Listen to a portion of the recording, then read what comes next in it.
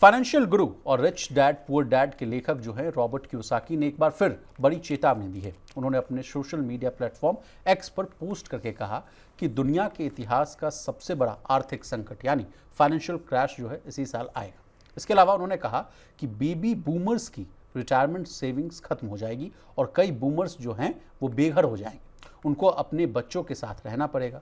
Sir, क्या होने वाला है? और रॉबर्ट कियोसाकी साहब की जो हर समय जो नई चेतावनी होती है वो नए रंग से लेकर आते हैं, नए कलेवर के साथ आते हैं। कभी कहते हैं कि gold silver is the new king, फिर कहते हैं कि नहीं भाई उसमें बिटकॉइन को जोड़ लीजिए। ताज़ा अपडेट तो ये है कि उस लिस्ट में एथेरियम को भी इन्होंने जोड़ दिया है। नहीं, देखिए इसमें मामला ये है कि रॉबर्ट कियोसाकी पिछले कुछ वक्त से जो बातें कह रहे हैं और जिसको हम भी लगातार कवर कर रहे हैं, उसमें कई चीज़ें ऐसी हैं जो सही साबित हुई हैं।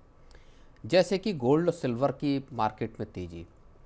दूसरी चीज़, दुनिया में इस वक्त अगर आप देखेंगे तो कई असाधारण घटनाएं भी चल रही हैं। ऐसी चीज़ें हैं जो दुनिया में पूरा का पूरा जो जियोपॉलिटिकल रिस्क है या बाकी की जो अनसर्टनिटीज़ हैं उनको हाई लेवल पे लेके रखे हुए हैं जी। तो इस अनिश्चितता में कहाँ पैसा बनेगा, इसको लेके सवाल उठ रहे हैं। और दूसरा, मार्केट्स का खास तौर पे, क्योंकि असेट क्लास में आपकी दो बड़ी चीज़ें आती हैं। एक आ जाता है आपके शेयर मार्केट, फाइनेंशियल अगर असेट्स की बात करें, और दूसरा आपका आ गया करेंसी। तो उनका कहना यह है कि एक तो बड़ा क्रैश दुनिया भर के पूरा का पूरा जो फाइनेंशियल मार्केट्स हैं उसमें आ सकता है।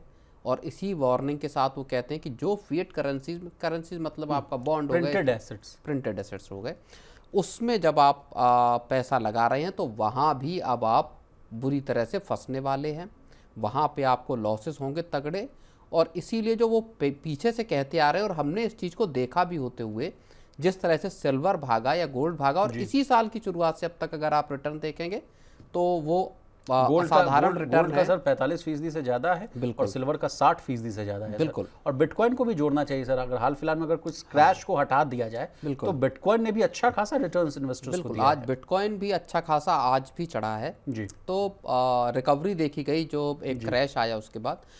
तो इन तीन जो रियल असेट बेसिकली वो इनको बोलते हैं कि इनमें अगर आप पैसा लगाएंगे, गोल्ड सिल्वर जैसे, और या बिटकॉइन और एथेरियम, इनमें तो यहाँ पे आपको अच्छे खासे यहाँ पे आपको फ़ायदा होगा। अदरवाइज बाकी के जो पूरे के पूरे मार्केट्स हैं उनके हाल बेहाल होने वाले हैं। बड़ी एक वार्निंग देते हुए नजर आ रहे हैं। प्रवीण सर, इन्होंने एक और स्टेटमेंट दिया है, अपने पोस्ट पे लिखा है कि सेवर्स आर लूजर्स। तो इस बात को कैसे समझें? क्या मतलब जो महंगाई है, जो इन्फ्लेशन है, वो जो डिपॉजिटर्स हैं उनके पैसे को कचरे बना रहा है? एग्जैक्टली, सेवर्स मतलब वही। और ये दुनिया भर में ये बात है कि सिर्फ और सिर्फ अमेरिका में नहीं है, भारत के लिए भी है कि अगर आपका खाते में पैसा पड़ा हुआ, बैंक अकाउंट में पैसा पड़ा हुआ, तो जाहिर तौर पर वो उसका कोई फ़ायदा है नहीं। अगर आप इन्फ्लेशन से उसको देखेंगे तो फिर वो नेगेटिव रिटर्न में चला जाता है।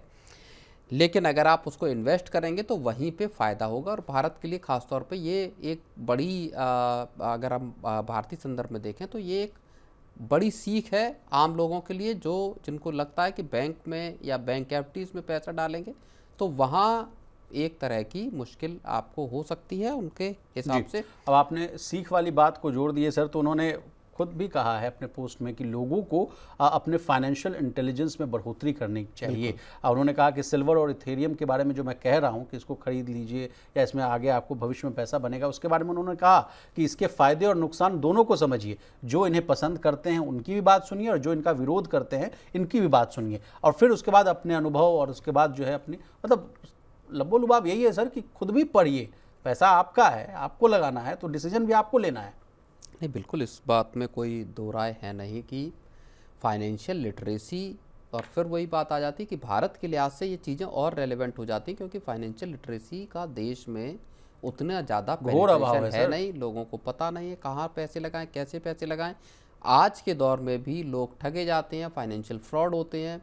चिट फंड जैसी स्कीमें आती हैं, लोग वहाँ ज़्यादा रिटर्न के चक्कर में पैसा लगा देते हैं। लोग अनसॉलिसिटेड जो एडवाइस हैं, शेयर में टिप्स आती हैं, वहाँ पैसा लगा देते हैं और ओवरऑल मिला के फिर लंबा चौड़ा घाटा उठाते। तो वहाँ पे पढ़ना, चीज़ों को समझना और हिसाब से फैसले लेना, अच्छे एडवाइज़र्स की सलाह लेना, ये बेहद महत्वपूर्ण हो जाता है विशाल। लेकिन सर, रॉबर्ट कियोसाकी साहब के इस कथन को जोड़ते हुए अगर हम देखें सर, तो जोहो के जो फाउंडर हैं सर श्रीधर वेम्बू, वो भी सर गोल्ड के प्रति जो है अपने रुझान को है जो और मजबूत करते हुए दिख रहे हैं। सर ये वाली बात भी हम आपसे समझना चाहेंगे। ये कह रहे हैं कि जो गोल्ड है it is the real asset, उसमें पैसा बनाइए। बिल्कुल, ये सिर्फ और सिर्फ जोहो के जो फाउंडर हैं श्रीधर वेम्बू, वो अकेले नहीं कह रहे।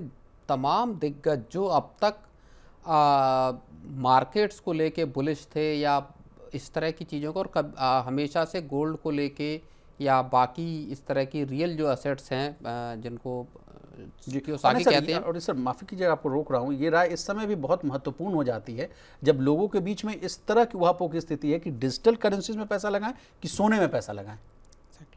तो ये जो बात है, ये अब तमाम धुरंधर कह रहे हैं। जो मार्केट्स को कभी वो करते थे, वो आज कह रहे हैं कि गोल्ड को कीजिए, अच्छे वो कह रहे हैं। साथ ही साथ ये भी बात कही जा रही है कि भारत में जो हाउस होल्ड्स के पास जो 25,000 टन सोना है जी, करीब उसकी वैल्यू ही तकरीबन $4 ट्रिलियन के आसपास है, 3.5 ट्रिलियन के से ऊपर।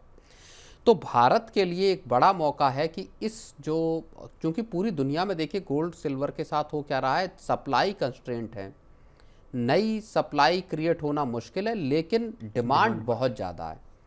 और उसका असर एकदम से हमने देखा है जब उसके साथ मिक्स क्या हुआ, ग्लोबल अनसर्टेनिटीज़। तो वहाँ से फिर पूरी की पूरी कीमतें ड्राइव होती हुई दिखाई देती हैं। विशाल जी, चलिए सर।